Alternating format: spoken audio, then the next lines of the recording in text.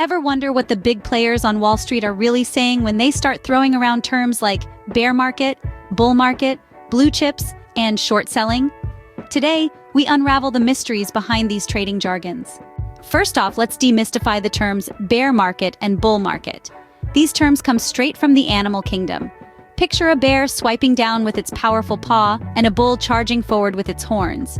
When traders say the market is bearish, they mean that prices are falling just like that bear's paw.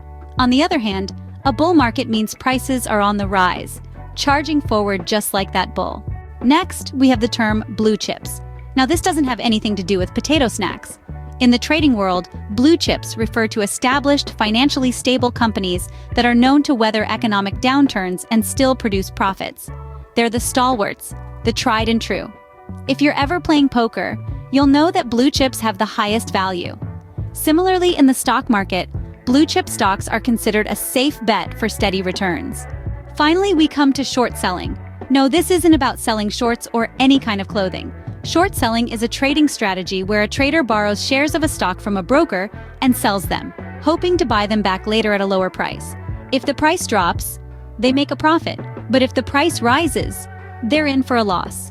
It's a risky strategy, but some traders thrive on that risk. So to summarize, a bear market is when prices are falling, a bull market is when prices are rising.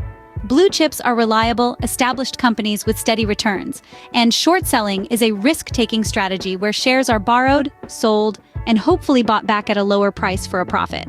Remember, understanding the jargon is just one part of becoming a savvy trader, but it's an important part, as it allows you to understand the conversations and strategies of the big players. So keep learning, keep trading, and who knows, maybe someday soon, you'll be one of those big players throwing around these terms with ease.